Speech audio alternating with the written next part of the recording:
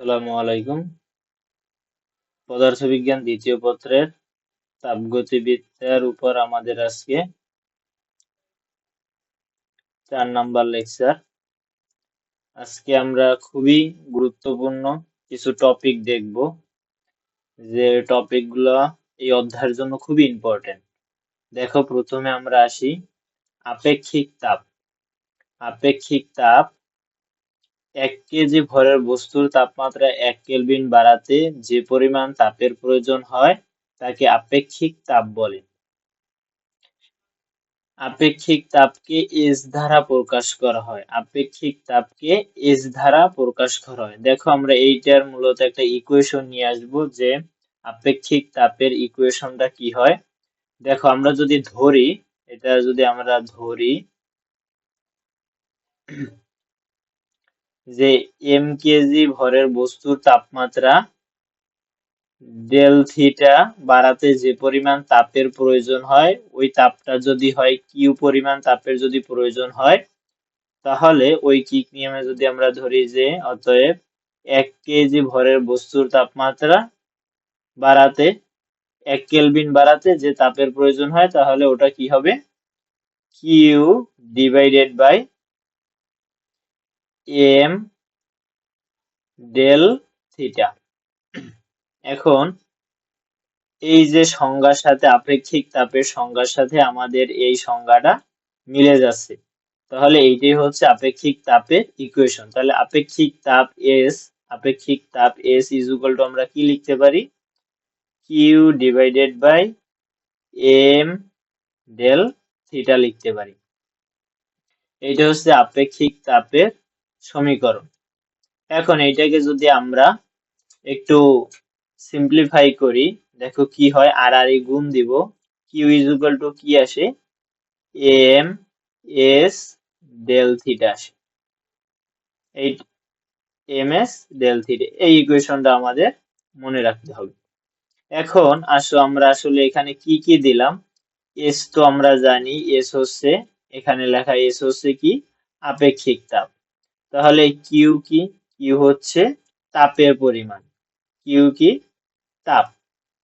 আমাদের যে সিস্টেমের যে তাপ, কিউ পরিমাণ তাপ। এম কি? এম হচ্ছে ভর।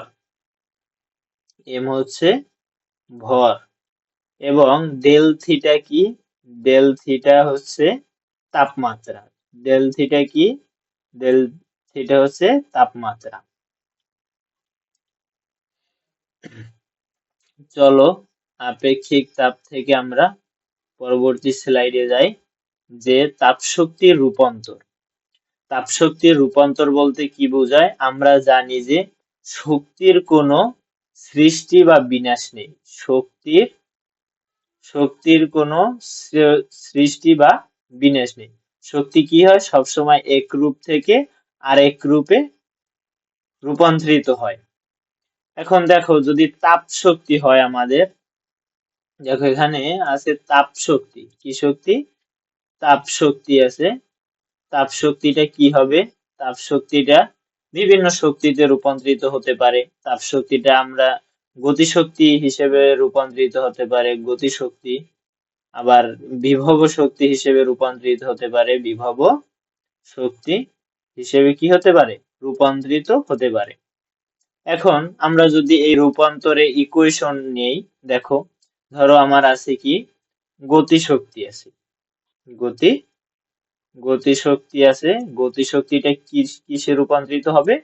ধরো তাপ শক্তিতে রূপান্তরিত হচ্ছে। তাপ শক্তিতে রূপান্তরিত। এই যে কোশ্চেন, এই যে এক শক্তি থেকে আরেক শক্তিতে রূপান্তর, এটা আমাদের সিকিউ যে আছে, সিকিউতে সিকিউতে খুবই কাজে দিবে। এটা সিকিউর জন্য মূলত। দেখো, তাহলে গতিশক্তি সমান আমরা কি জানি? Half M V square. গতিশক্তি তো এটা নাকি? হ্যাঁ, এটা ইজ ইকুয়াল টু তাপশক্তি। তাপশক্তি এই ওই জায়গায় আমরা কি লিখছিলাম? কিউ ইজ ইকুয়াল টু কি লিখছিলাম? ওইটা লিখবো, এম এস ডেল থিটা লিখছিলাম। এখন দেখো, এটা সমান কি লিখতে পারি? কিউ এর জায়গায় তাপশক্তি, এটা যেহেতু তাপ, কিউ তাপশক্তি, তাপ এক প্রকার শক্তি, তাহলে আমরা এখানে লিখতে পারি এম এস ডেল থিটা লিখতে পারি। গতিশক্তিটা সরাসরি তাপ শক্তিতে রূপান্তরিত হয়েছে। যেহেতু শক্তির সৃষ্টি বিনাশ নেই, এইটা সমান এইটা আমরা লিখতে পারি। এখন এখানে যদি গতিশক্তি না হয়, বিভব শক্তি হয়, বিভব শক্তি যদি হয়, বিভব শক্তি যদি হয়, তাহলে আমরা কি লিখব? যে এটা পরিবর্তন হয়ে বিভব শক্তিটা পরিবর্তন হয়ে তাপ শক্তিতে যদি রূপান্তরিত হয়, তাপ শক্তিতে যদি রূপান্তরিত হয়, বিভব শক্তি সমান আমরা কি জানি? M G H equal to কি লিখতে পারি? তাহলে তাপ শক্তি কিউ ইজুগাল টু আমরা জানি এম এস ডেল থিটা লিখতে পারি। তাহলে এই যে সমীকরণ দুইটা, এই সমীকরণ দুইটা আমাদের লাগবে। এই সমীকরণ দুইটা আমাদের মূলত লাগবে সিকিউর জন্য, যে আসবে যে এক শক্তি থেকে আরেক শক্তিতে রূপান্তর নিয়ে আমাদের এই যে এস বা এম এর মান বের করতে হবে। চলো আমরা শক্তির রূপান্তর দেখলাম। এরপরে আমরা মোলার আপেক্ষিক তাপের কাকে বলে, কিভাবে এর মূলত কি কয় প্রকার মোলার আপেক্ষিক তাপ আছে এ সম্পর্কে আমরা ধারণা নিব। দেখো, মোলার আপেক্ষিক তাপ আগে আমরা এতক্ষণ পড়ছি শুধু আপেক্ষিক তাপ, এখন একটু বাড়তি আছে। সেটা কি? সেটা হচ্ছে মোলার। এখন মোলার এক দেখি সংজ্ঞাটা আমাদের কি বলছে। এক মোল গ্যাসের তাপমাত্রা 1 কেলভিন বাড়াতে যে পরিমাণ তাপের প্রয়োজন হয় তাকে মোলার আপেক্ষিক তাপ। দেখো, আপেক্ষিক তাপ যা লিখছিলাম এখানে প্রায় সেম, এখানে শুধু বলে দিছি 1 মোলের জন্য। আর ওখানে আমরা কি পেয়েছিলাম? ওখানে আমরা শুধু মোলার আপেক্ষিক তাপের জন্য পেয়েছিলাম যে 1 কেজি, 1 কেজি। দেখো এই যে 1 কেজি নাকি, এই দেখো এই যে 1 কেজি ভরের জন্য আপেক্ষিক তাপের, আর মোলার আপেক্ষিক তাপের জন্য 1 মোল। আসলে তাইলে আমরা কি লিখতে পারি? যে ওইটার মতোই আমরা লিখতে পারি, যেহেতু মোল। দেখো আমরা যদি এটা ধরি যে এন মোল, এন মোল গ্যাসের জন্য, গ্যাসের গ্যাসের এন মোল গ্যাসের তাপমাত্রা কি লিখতে পারি? তাপমাত্রা, তাপমাত্রা ডেল থিটা বাড়াতে, ডেল থিটা বাড়াতে তাপের প্রয়োজন। কিসের প্রয়োজন? তাপের প্রয়োজন, প্রয়োজন। তাপের প্রয়োজন কি?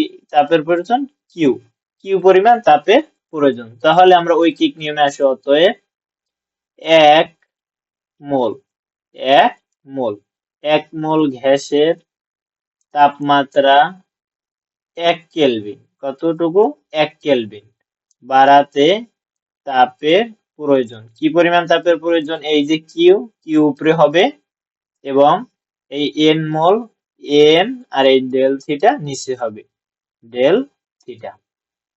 এইটাই মূলত, এই দেখো সংজ্ঞার সাথে পুরোপুরি মিলে যাচ্ছে। তাহলে এইটাই মোলার আপেক্ষিক তাপের ইকুয়েশন। তাহলে মোলার আপেক্ষিক তাপকে আমরা সি দ্বারা প্রকাশ করতে পারি। সি ইজ ইকুয়াল টু লিখতে পারি Q divided by n del theta. আশা করি বুঝতে পারছো যে মোলার আপেক্ষিক তাপ C is equal to Q n del theta. এখন দেখো, মোলার আপেক্ষিক তাপ মূলত কয় প্রকার? 2 প্রকার দিছে। একটা হচ্ছে স্থির চাপে, স্থির চাপ কি? চাপটা কনস্ট্যান্ট হবে। আর মোলার আপেক্ষিক তাপ এবং স্থির আয়তনে মোলার আপেক্ষিক তাপ। স্থির আয়তন কি? আয়তনটা কনস্ট্যান্ট হবে। এখন দেখো, এটা স্থির চাপে এবং স্থির আয়তনে আমাদের পরবর্তী স্লাইডে আমি বুঝাই দিচ্ছি। দেখো, স্থির চাপে মোলার আপেক্ষিক তাপ। এখন স্থির চাপ, এখানে আমরা প্রথমে এই যে সংজ্ঞাটা লিখবো যে কি হবে। স্থির চাপে, স্থির চাপে কি লিখলাম? স্থির চাপে। তারপর আমাদের মোলার আপেক্ষিক তাপের যে সংজ্ঞাটা, পুরোপুরি সেই সংজ্ঞাটা এখানে হবে। স্থির চাপে 1 মোল গ্যাসের তাপমাত্রায় 1 কেলভিন বৃদ্ধি করতে যে তাপের প্রয়োজন হয় তাকে স্থির চাপে মোলার আপেক্ষিক তাপ বলে। আশা করি তোমরা এটা লিখতে পারবা। হ্যাঁ, তাহলে স্থির চাপে এটার ইকুয়েশনটা কিভাবে আসে? যেহেতু স্থির চাপ চাপটা constant CP is equal to আমরা লিখতে পারি সিপি ইজ ইকুয়াল টু ওই আগের সূত্রই Q divided by n del theta. এটা আমরা লিখতে পারি যে স্থির চাপে মোলার আপেক্ষিক চাপ। এই যে স্থির চাপ, চাপ যখন আমরা দেখো এখানে যদি একটা কি হয়, এটা যদি একটা আমাদের হয় সিলিন্ডার, এটা হচ্ছে পিস্টন। আমাদের এই যে ওর যে চাপটা থাকবে, এই যে এখানে যে চাপটা থাকবে প্রত্যেকটা গ্যাস তো দেখা যাইতেছে, এখানে যদি ওকে আমরা তাপ দেই, এখানে যদি আমরা কিউ পরিমাণ তাপ দেই কি হয়, ওই গ্যাসটা চাপ প্রয়োগ করে তার যে প্রত্যেকটা পিস্টন আছে পিস্টনে, তারপরে এই সিলিন্ডারের দেওয়ালে চাপ দেয়। এখন এই যে চাপটা স্থির থাকে, চাপটা যদি স্থির থাকে তখন কি হবে, এই সূত্রটা আসবে, এই ইকুয়েশনটা আসবে। দেখো আবার এইটা স্থির চাপে, তখন এই যে মোলার আপেক্ষিক তাপটা, চাপটা যেহেতু স্থির, তখন মোলার আপেক্ষিক তাপটা তুলনামূলক বেশি হবে। এই যে মোলার আপেক্ষিক তাপ সিপি তুলনামূলক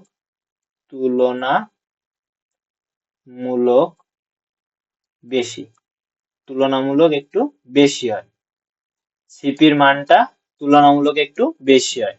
এখন দেখো যে স্থির আয়তনে, আয়তনটা পরিবর্তন হবে, স্থির আয়তনে মোলার আপেক্ষিক তাপ।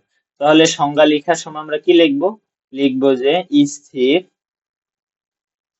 স্থির আয়তনে আয়তনে স্থির আয়তনে কি লিখলাম, স্থির আয়তনে, তারপর মোলার আপেক্ষিক তাপের যা আছে পুরোপুরি হবে যে 1 মোল গ্যাসের তাপমাত্রা 1 কেলভিন বৃদ্ধি করতে যে তাপের প্রয়োজন হয় তাকে স্থির আয়তনে মোলার আপেক্ষিক তাপ বলে। আশা করি তোমরা এটা লিখতে পারবা, সুন্দর মতো নোট করবা। তাহলে কি হবে, সিভি, যেহেতু আয়তনটা কনস্ট্যান্ট সেহেতু আমরা লিখবো কি CV, CV is equal to কি Q divided by n del theta. বুঝতে পারছো আশা করি, ওই যে মোলার আপেক্ষিক তাপ যেরকম সেম এইটা ওই একই ইকুয়েশন।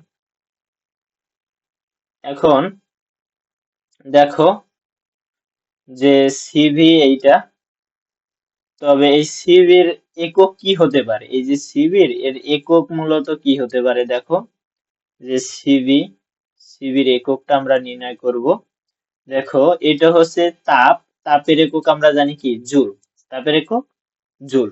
আর এই যে এন হচ্ছে যে মোল, এটারও একক হচ্ছে মোল। আর এই যে এটা কি বলছিলাম ডেল থিটা, এটা হচ্ছে তাপ, তাপ মানে কি কেলভিন, কেলভিন এককে প্রকাশ করব।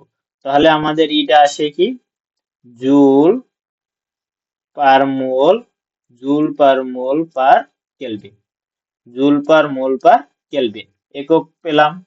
এইটারও সেম একক, এটার আমি একটু একক দেখাই দিই যে স্থির চাপে এককটা কি আসবে, এককটা আসবে যে দেখো কি আসে, সিপি ইজ ইকুয়াল টু কি, সিপি ইজ ইকুয়াল টু এই যে কিউ কি তাপ, তাপের একক জুল, আর এ হচ্ছে এন হচ্ছে মোল, এবং ইনটু কি মোল ইনটু তাপ কেলভিন, তাপের একক কেলভিন।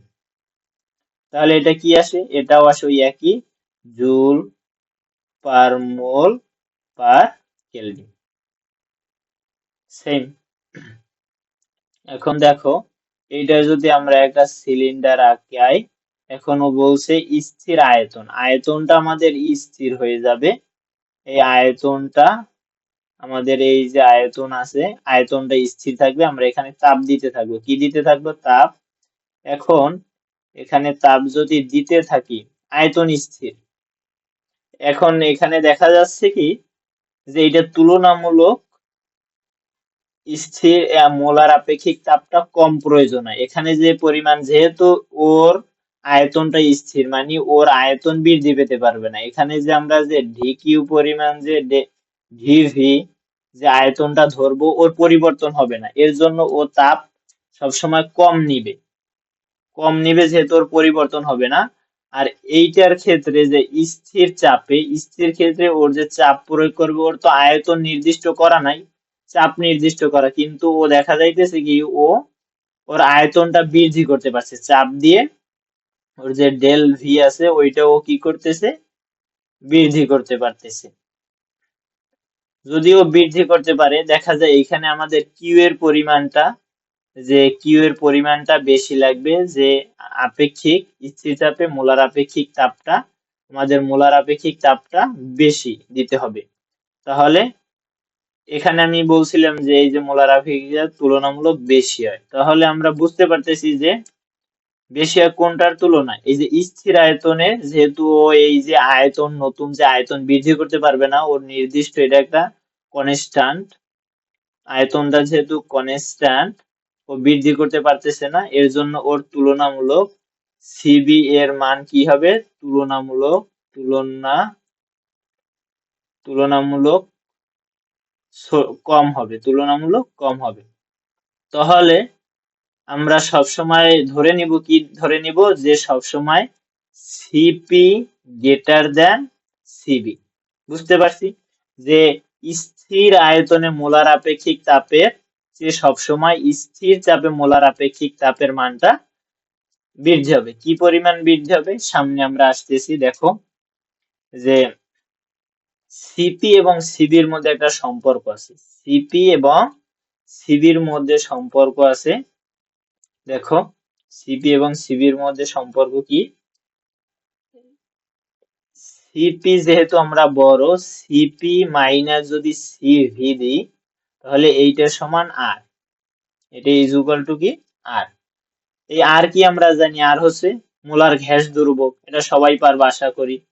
এই যে আর আগেও পড়ছো, 9 ছিল আর, আর এর মান জানো তোমরা আশা করি।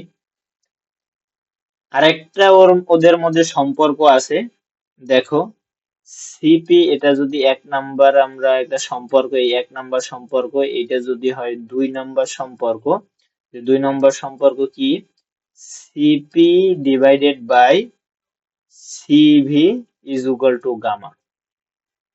এইটার মধ্যে যে অনুপাতটা সমান গামা হবে। আশা করি তোমরা বুঝতে পারছো।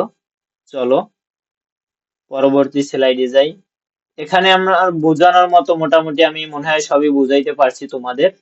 আসলে সিপি সবসময় কি হবে, বড় হবে সিবির তুলনায়। হ্যাঁ, সিবি যেহেতু ওর আয়তনটা কি করতে পারে না, বৃদ্ধি করতে পারে না, এর জন্য ওর ওর মধ্যে অল্প তাপই হয়ে যায়। আর ও যেহেতু আয়তন পরিবর্তন করে একই সাথে, তাহলে ওর কি হয়, তাহলে ওরে সবসময় বেশি তাপ দিতে হবে। চলো পরবর্তী স্লাইডে আমাদের কি আছে দেখো। আমরা এত এই পুরো অধ্যায়ের মধ্যে আমরা কি পড়ছি, তা এই যে প্যারামিটার পড়ছি, যে তাই বিভিন্ন প্যারামিটার পড়ছিলাম, চাপ, আয়তন এবং তাপমাত্রা, এই কিছু প্যারামিটার পড়ছিল। এদের মধ্যে আসলে আমাদের যে সম্পর্কটা আসলে আমরা দেখবো যে কি কি সম্পর্ক আছে ওদের মধ্যে। দেখো সমষ্ণ প্রক্রিয়ায় কি হয় আমরা জানি, সমষ্ণ প্রক্রিয়া আমরা এই যে বয়েলের সূত্র যে পড়ছিলাম, যে কি হয়, চাপ আয়তনের ব্যস্তানুপাতিক। চাপ কি আয়তনের ব্যস্তানুপাতিক। এখন তাহলে আমরা এটাকে কিভাবে লিখতে পারি, চাপ ইজ ইকুয়াল টু একটা ধ্রুবক আনবো, এই যে সমানুপাতিক চিহ্ন উঠাইয়া একটা ধ্রুবক আনবো এবং ইনটু 1/v। এখন তোমরা আর গুণ দাও, দেখো যে পিভি ইজ ইকুয়াল টু কি হয়, ধ্রুবক আসছে। তাহলে এইটা আমরা কি লিখতে পারি, p1 v1 is equal two p2 v2 লিখতে পারি। আশা করি তোমরা এই সূত্র মেবি আরো তোমরা পড়ছো, কেমিস্ট্রি পরিবেশ রসায়নে তোমরা যারা ক্লাস করছো তারা এই সূত্র আগেই পরিচিত, এই ক্লাস নিচে আমার জানা মতে।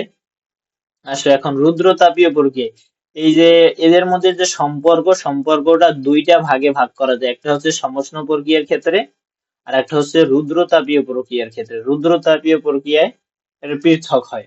দেখো রুদ্রতাপীয় প্রক্রিয়ায় কি হয়, এই একই সূত্র দেখো একইভাবে আসবে, যদি তাপমাত্রা কনস্ট্যান্ট হয়, কি তাপমাত্রা যদি কনস্ট্যান্ট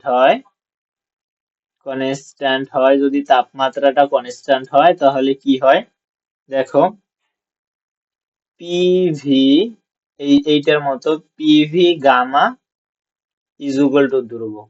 এই দেখো এখানে কি করছিলাম, শুধু PV is equal to K, ধ্রুবক, আর এখানে একটা গামা বৃদ্ধি পাইছে, গামা বৃদ্ধি থাকবে। তাহলে এই সূত্রে আমরা কি লিখতে পারি, এটা যদি সুন্দর করে লিখি, যে P on V on gamma is equal to P two V two gamma লিখতে পারি। আসো এখন যদি চাপ কনস্ট্যান্ট হয়, কি চাপ কনস্ট্যান্ট যদি হয়, তখন আমরা মূলত কি লিখব, তখন আমাদের যে সম্পর্কটা আসে কি, T V gamma minus one is equal to ধ্রুবক কে। তাহলে এইটা যদি আমরা একটা সূত্রের আকারে নিয়ে যাই, তাহলে কি লিখতে পারি, T one V one to the power gamma minus one is equal to T two V two to the power gamma minus one. এখন আসো আর একটা, যদি আমাদের আর একটা কনস্ট্যান্ট, আমরা আয়তনও তো কনস্ট্যান্ট ধরতে পারি।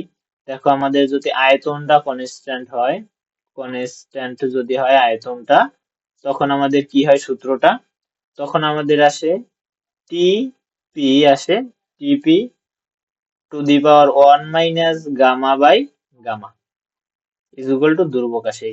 তাহলে এইটাও আশা করি তোমরা এইটা কি লিখবা, এই সূত্রটা কি আসে, T one P one one minus to the power one minus gamma by gamma is equal to T two P two to the power one minus gamma by gamma. এই সূত্র তিনটা তোমাদের মুখস্থ রাখতে হবে, যে রুদ্রতাপীয় প্রক্রিয়ার ক্ষেত্রে আমাদের যে চাপ, আয়তন এবং তাপমাত্রার মধ্যে যে সম্পর্কটা, এই সূত্রটা তো আমাদের মনে রাখতে হবে। দেখো পরবর্তী স্লাইডে আমরা যাই। আমাদের আর একটা গুরুত্বপূর্ণ টপিক আসছে, যে প্রত্যাবর্তী এবং অপ্রত্যাবর্তী প্রক্রিয়ার আসলে কি। প্রত্যাবর্তী প্রক্রিয়া হচ্ছে, ধরো আমাদের একটা সিস্টেম আছে, একটা সিস্টেম, এই একটা সিস্টেম, এই সিস্টেম কি করবে, এই দেখো এই এ থেকে যাত্রা শুরু করছে, এই সিস্টেমটা এ থেকে যাত্রা শুরু করছে, এখানে ধরো ভি পয়েন্ট আছে, ভি পয়েন্ট এখানে আসলো, এখান থেকে আবার যাত্রা শুরু করলো, সি পয়েন্টে গেল, কি সি পয়েন্টে গেল, সি পয়েন্টে যাত্রা শেষ শুরু করে আবার এ পয়েন্টে চলে গেল, আবার আদি অবস্থায় স্টার্টিং পয়েন্টে চলে গেল। এখন এই যে প্রথম যে রূপে ছিল আবার সম্পূর্ণ কাজ করে আবার এই একই দশায় চলে গেল, এইটা হচ্ছে প্রত্যাবর্তী প্রক্রিয়া, কি প্রত্যাবর্তী প্রক্রিয়া। এখন বলবা ভাইয়া অপ্রত্যাবর্তী প্রক্রিয়াটা আসলে কিভাবে আসে, এই দেখো অপ্রত্যাবর্তী প্রক্রিয়া, এই ধরো একটা বিন্দু, এখান থেকে আসলে কিছু একটা শুরু হয়েছে, এ বিন্দু থেকে, এ হচ্ছে ভি বিন্দু, ভি বিন্দু, আর এই হচ্ছে সি বিন্দু, এটা হচ্ছে সি বিন্দু। এখন দেখো এইটা কিন্তু আবার আগের অবস্থায় আসে নাই, আগের অবস্থায় আসে নাই, ও একমুখী হয়ে চলাচল করতেছে, আর ও খালি রিভার্স হবে, এই জিনিসটা কি বারবার রিভার্স হবে, আর এটা কখনো রিভার্স হবে না। তাহলে অপ্রত্যাবর্তী কখনো রিভার্স হবে না, মানে বিপরীতমুখী হবে না, সবসময় একমুখী হবে। এটা কি, এটা আমরা ধরলাম সবসময় একমুখী হবে, আর এটা সবসময় রিভার্স হয়, যেহেতু এই যখন সামনে অগ্রসর হবে, আবার দেখা যাবে ও পিছনের দিকেও অগ্রসর হয়, পশ্চাৎগামীও হয়। এখন এইটার একটা উদাহরণ দেখাই, যে দেখো যদি এ এবং ভি যদি আলাদা আলাদা ভাবে গঠন করে, এবি একটা যৌগ যদি গঠন করে, দেখো কি হয়েছে, আলাদা আলাদা এ এবং ভি মিলে কি হচ্ছে, এবি গঠন করছে। এখন যদি এই এবি যদি আবার রিভার্স হতে পারে কোনোভাবে, যে আলাদা আলাদা ভাবে যখন এবির পরিমাণটা বৃদ্ধি পাবে, এবির পরিমাণটা যখন বৃদ্ধি পাবে, তখন আবার আলাদা আলাদা ভাবে কি তৈরি করবে, এ এবং ভি তৈরি করবে আলাদা আলাদা ভাবে। আবার এই প্রক্রিয়াটা দেখবা, এ এবং ভি, ধরো একটা মৌল, এ মৌল এবং ভি মৌল কি করবে, এবি গঠন করবে, ও কখনোই রিভার্স হতে পারবে না, ও কখনই এর পরিমাণ যদি বৃদ্ধিও পায়, কখনো আলাদা আলাদা ভাবে এ এবং ভি গঠন করতে পারবে না। তাহলে এইটা দেখো সবসময় একমুখী। আসো আমরা এর তুলনা করি, যে কোনটার সাথে কি ঘটে। এটা হচ্ছে আমাদের কি প্রক্রিয়া, এটা হচ্ছে আমাদের প্রত্যাবর্তী প্রক্রিয়া, প্রত্যাবর্তী, আর এটা হচ্ছে আমাদের অপ্রত্যাবর্তী, অপ্রত্যাবর্তী, এটা হচ্ছে আমাদের অপ্রত্যাবর্তী। দেখো বিপরীতমুখী হয়ে প্রত্যাবর্তন করার ক্ষমতা, এই দেখো আমি এখানে বলছিলাম যে কোনটা পারে কোনটা বিপরীতমুখী বলতে এই যে এই সামনের দিকে অগ্রসর হবে আবার পশ্চাৎগামী হবে, হ্যাঁ এইটার বিপরীতমুখী। দেখো প্রত্যাবর্তী প্রক্রিয়ায় হতে পারে আর এটা পারবে না, এই আগেই আমি বলছি এটা সবসময় একমুখী হচ্ছে, এটা কখনো হতে পারবে না। দেখো সাম্য অবস্থা ও দেখা যাবে কি ওর একটা সাম্য অবস্থা বজায় হয়, কিন্তু ওর কখনো সাম্য অবস্থা থাকে না। সাম্য অবস্থা থাকে না কেন? এই যে সবসময় সামনের দিকে অগ্রসর হয়, কখনই রিভার্স হয় না, এর জন্য ওর সাম্য অবস্থা হবে না, শুধু একদিকে যতক্ষণ এ এবং ভি আছে ততক্ষণ সামনের দিকে অগ্রসর হতেই থাকবে, পিছনের দিকে আর কখনো আসবে না। দেখো শোষিত এবং বর্জিত তাপের অনুপাত কি হয়, সবসময় সমান হবে, কিন্তু এটা কখনো সমান হবে না। অপচয় শক্তি, দেখো শক্তির কোনো অপচয় হয় না, এখানে কি শক্তির কোনো অপচয় হয় না, এখানে সামনের দিকে অগ্রসর হবে ওই শক্তি নিয়েই আবার পশ্চাৎমুখী বা পশ্চাৎগামী হবে, এই একই শক্তি, এর কোনো শক্তির কোনো পরিবর্তন হয় না, আর এইটায় শক্তির অপচয় হয়। দেখো এই যে সামনে অগ্রসর হচ্ছে, ও যেহেতু রিভার্স হতে পারতেছে না, এদিকে আসতে পারতেছে না, বিপরীতগামী হতে পারতেছে না, এর জন্য ওই যে শক্তিটা, ওর কিছু শক্তি অপচয় শক্তি আছে, এখানে কি আছে একটা অপচয়, একটা শক্তি ওর মধ্যে আছে, আলাদাভাবে অপচয় শক্তি আছে। এখন দেখো যে প্রক্রিয়ার গতি, এটা একটা ধীর প্রক্রিয়া, এই যে রিভার্স হতে পারবে এটা একটা ধীর প্রক্রিয়া, সামনের দিকে অগ্রসর হবে আবার পিছনের দিকে অগ্রসর হবে, এটা একটা ধীর প্রক্রিয়া। আর যখন একমুখী বিক্রিয়া হইতেছে, যেহেতু আর কোনো বাধা নেই, ও সামনের দিকে শুধু খালি অগ্রসর হতেই থাকবে, অগ্রসর হতেই থাকবে, হ্যাঁ এর জন্য ওর গতিটা হবে দ্রুত গতি। দেখো স্বতঃস্ফূর্ততা মানে কি, স্বতঃস্ফূর্ততা মানে আপনা আপনি বা নিজের শক্তি দ্বারাই পরিচালিত, এরকম বোঝায় স্বতঃস্ফূর্ততা। ও দিকমুখিতা, দেখো ও স্বতঃস্ফূর্ত নয়, এখানে একটা আলাদা শক্তি প্রয়োগ করে, এই যে রিভার্স সিস্টেমটা আলাদা শক্তি প্রয়োগ করে ঘটানো হয়, এবং একটা উভয়মুখী, আগেই বলছি এই যে উভয়মুখী এইটা বলছি, এবং এইটা হচ্ছে স্বতঃস্ফূর্ত, এই যতক্ষণ পাত্রে এ এবং বি থাকবে ততক্ষণ সামনের দিকে বিক্রিয়া ঘটিয়ে কি এ বি গঠন করতেই থাকবে, এটা একটা স্বতঃস্ফূর্ত মানে আপনা আপনি ঘুরতেই থাকবে, এটা একটা একমুখী, এই যে দেখাইলাম এটা কখনো রিভার্স হতে পারবে না, এটা সবসময় একমুখী। ধন্যবাদ, আজকের ক্লাস এ পর্যন্তই।